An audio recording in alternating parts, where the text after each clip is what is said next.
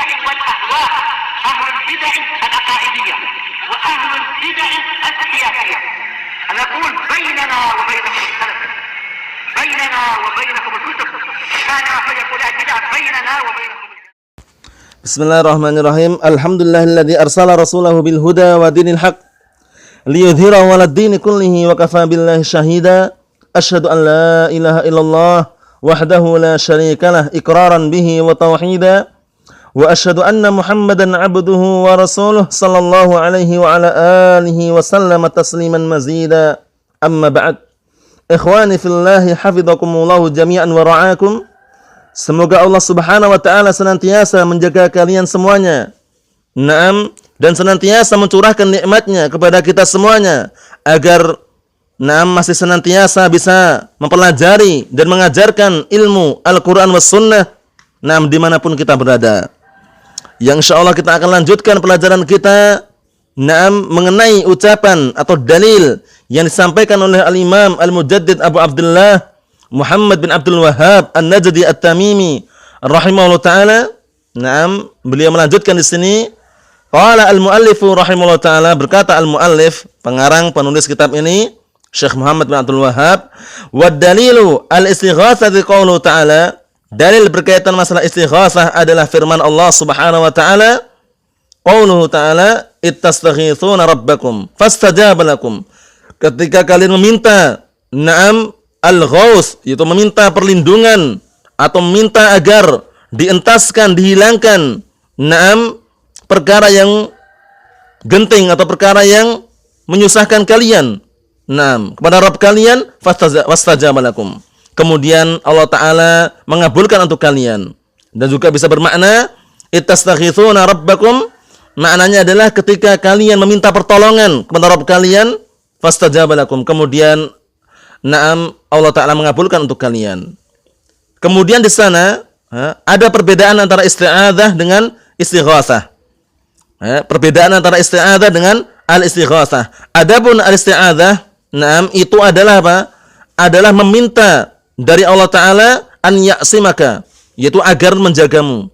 Jadi kita meminta kepada Allah Ta'ala agar senantiasa menjaga kita dan menghalangi kita, dan juga memberikan memberikan penguat pada kita agar kita senantiasa dilindungi. Itu maknanya adalah isti'adzah. Adapun istighatsah seringnya, itu adalah engkau minta kepada Allah Ta'ala agar menghilangkan. Menghilangkan apa? Menghilangkan sesuatu yang ada pada dirimu berupa kegentingan, kesusahan, dan semisalnya, itu nama istighatsah. Kegentingan, kemudian kesusahan, dan kita minta kepada Allah Ta'ala agar dihilangkan kegentingan ini, kesusahan ini agar dihilangkan, itu namanya istighatsah. Adapun isti'adzah, kita meminta kepada Allah Ta'ala perlindungan agar kita senantiasa dijaga dan terhalang dari kita perkara-perkara yang jelek. Terhalang dari kita perkara-perkara yang jelek. Namun kedua-duanya, antara isti'adzah dan istighatsah ini sama-sama apa? Sama-sama menunjukkan bahwasanya butuhnya kita kepada Allah Subhanahu wa taala. Butuhnya kita kepada Allah Subhanahu wa taala. Karena Allah Ta'ala itu adalah Al-Qadir ala kulli syai', zat yang mampu terhadap segala sesuatu. Itu Allah Subhanahu wa taala. Kemudian berikutnya, wa dalilu dzabhi qaulu ta'ala, dan dalil berkaitan masalah sesembelihan, tidak boleh diperuntukkan kecuali untuk Allah Subhanahu wa taala, adalah firman Allah Ta'ala, qul inna salati wa nusuki wa mahyaya wa mamati lillahi rabbil alamin la syarikalah wa bidzalika umirtu wa ana awwalul muslimin. Dalam ayat yang mulia ini Allah Ta'ala menjelaskan, katakanlah wahai Rasulullah, sesungguhnya salatku dan nusuki ada nusuk adalah adzabah. Sesungguhnya salatku dan sesembelihanku dan hidupku serta matiku lillahi rabbil alamin, hanya milik Allah Subhanahu wa taala, Rabb semesta alam. Hanya untuk Allah Subhanahu wa taala, Rabb semesta alam. La syarikalah, tidak ada sekutu baginya. Wa bidzalika umirtu, dan dengan itulah aku diperintahkan, wa ana awal muslimin, dan aku adalah yang pertama kali berislam. Ini maknanya adalah pertama kali berislam di zaman beliau. Adapun sebelumnya ada juga yang berislam. Menunjukkan seperti itu. Cuman intinya mana? Intinya syahidnya adalah inna sholati wa nusuki. Nusuki di sini maknanya adalah adzabah. Naam. Sesembelihan, baik itu sembelihan kurban, sembelihan untuk hadiah dan semisalnya. Naam, sembelihan untuk dimakan, semuanya harus menyebutkan dengan tasmiyah. Bismillah, dengan menyebut nama Allah Subhanahu wa taala. Naam itu. Karena sembelihan itu macam-macam. Ada terkadang sembelihan yang sifatnya adalah ibadah. Naam, yang itu tidak boleh serahkan kecuali hanya kepada Allah Subhanahu wa taala dan itu hukumnya wajib, wajib serahkan kepada Allah Subhanahu wa taala. Ada sembelihan yang hukumnya apa? Mubah. Hukumnya sunnah. Ada juga, mubah juga ada, sunnah juga ada. Yang sembelihan hukumnya sunnah di antaranya apa? Dalam rangka untuk memuliakan tamu, untuk walimah bagi yang mampu dan semisalnya, itu hukumnya sunnah. Nah, sebagaimana Rasulullah bersabda, "Aulim walau bisyah." Nah, bikinlah kau walimah walaupun dengan seekor kambing. Nah, menunjukkan bahwasannya disyariatkan, disunnahkannya Rasulullah sallallahu alaihi wasallam kepada umatnya agar melakukan tadi itu. Nah, itu hukumnya sunnah sembelihan. Kemudian juga di sana ada sembelihan yang hukumnya mubah, yaitu mungkin dia menyembelih karena bersyukur karena memiliki rezeki yang banyak, akhirnya menyembelih untuk dimakan. Nah, makan bareng-bareng misalnya, itu adalah perkara yang mubah, selama tidak ada israf di dalamnya, yaitu mubadir, tabdzir, membuang-buang harta, idha'atul mal, menyanyiakan harta, itu tidak boleh. Nah, adapun kalau secukupnya, ya sewajarnya gitu, nah kemudian disembelih dimakan bareng-bareng, tidak masalah seperti itu. Nah, kemudian ada yang dilarang, yaitu kita menyembelih sembelihan diperuntukkan pada berhala atau sesembahan-sembahan selain Allah Subhanahu wa taala. Itu jelas syirik, yaitu haram, tidak boleh dilakukan. Naam. Enggak boleh digitukan. Kemudian berikutnya, naam. Jadi syahidnya di sini adalah apa? Adalah firman Allah Taala, wa nusuki ay wa dzabhi, dan sesembelihanku.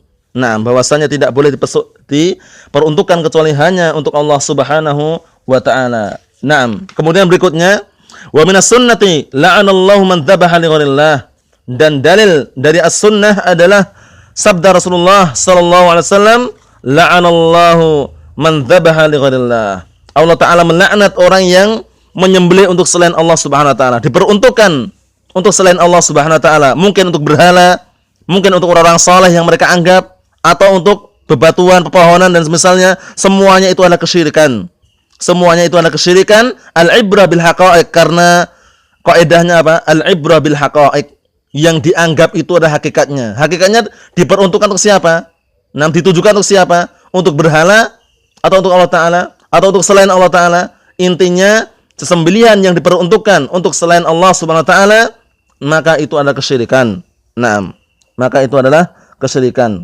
Tidak ada niatan ikhlas karena itu adalah mengharapkan wajah Allah Subhanahu wa taala, itu naam adalah kesyirikan. Sehingga jangan sampai kita seperti itu. Nah, menyembelih ya bismillah, pakai tasmiyah bismillah. Kemudian menyebut nama Allah Subhanahu wa taala tadi bismillah. Naam. Karena kena laknat, bahaya. La'anallahu man dzabaha li ghairillah. Allah Taala melaknat orang yang menyembelih sesembelihan untuk selain Allah Subhanahu wa taala. Al-la'natu minallah. Sekarang laknat yang datangnya dari Allah Subhanahu wa taala maknanya apa? Maknanya adalah at-tardu wal ibtiad min rahmatillah. At-tardu wal ibtiad min rahmatillah, yaitu pengusiran dan penjauhan dari kasih sayang Allah Subhanahu wa taala. Apakah kita tidak mau mendapatkan kasih sayang Allah Taala? Apakah kita malah menjauh daripada kasih sayang Allah Subhanahu wa taala? Niscaya kita akan mengatakan tidak.